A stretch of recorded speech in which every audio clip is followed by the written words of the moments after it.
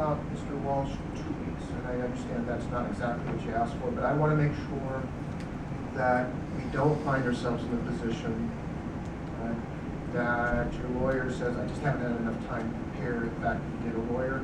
That's, having sat here a long time, what happens is lawyers come in and say, look, I haven't had an adequate time to prepare, and then we come back all over again. And I don't want you to have to come back any more times than necessary. But once again, I'm balancing the overall rights and making sure that I get to hear this the way I should hear it. And so we're going to go at 11:17.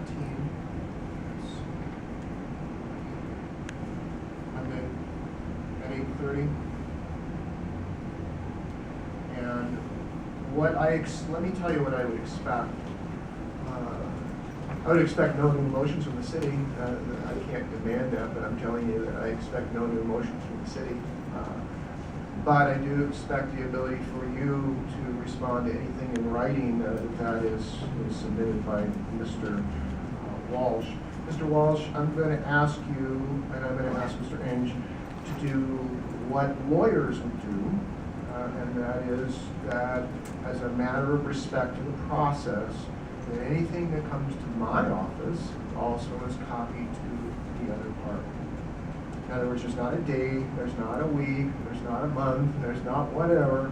It's not a big surprise. When you send something to me, I should be receiving it just about the same time as the opposing party. I just find that as a matter of respect of the people in the process, right?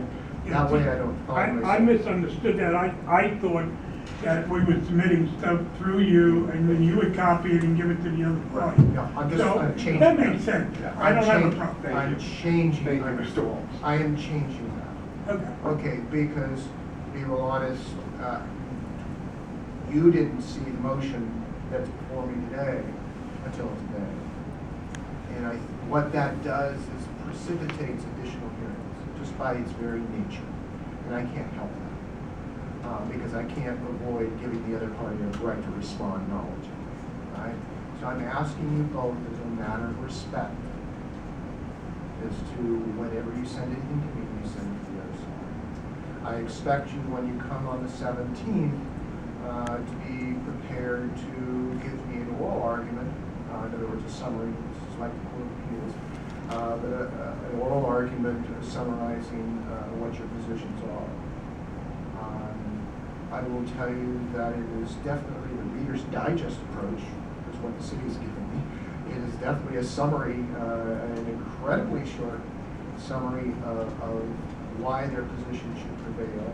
It is more conclusory than it is analytical. And I expect it to be, both sides, to be even more analytical.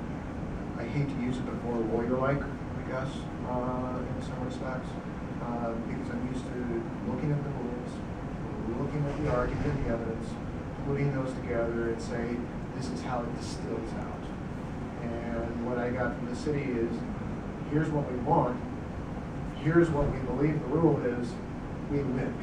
There's a bit of analysis, there's a bit of discussion that is not there. I would ask Mr. Inge, you wait until you get the response from, if any, prior to the hearing, the response from Mr. Walsh. I'm not requiring you to submit anything prior to the hearing, but just keep in mind practically, the closer to the hearing we get documents in this office, the more likely it is that I will not have the ability to fully analyze those documents. But don't worry so much about me as worry about the other side, as the other side may well come and say, I haven't had an opportunity to really give those full consideration. So you submitted the night before, the day before, 2 days before. The likelihood of somebody being able to actually give it their full attention and analysis is not very good. So the earlier you can get it, that's one of the reasons I set it out in 2 weeks, is the sooner we can get this process of beating up whether or not there should be a wash, beating up whether or not it's food. The sooner we can get that, the more likely it is that I can make a good decision, and that's all I really care about. All right, go ahead. You got me a little confused. You suggested before that one possibility is an oral argument on the 17th. And then you suggested that there be written briefs, if you will, prior to that. So I'm not sure what you're suggesting. Is it either or? I mean, It's a good question. I acknowledge it's a very good question. Because I actually changed my mind, my clerk picked it up before you did.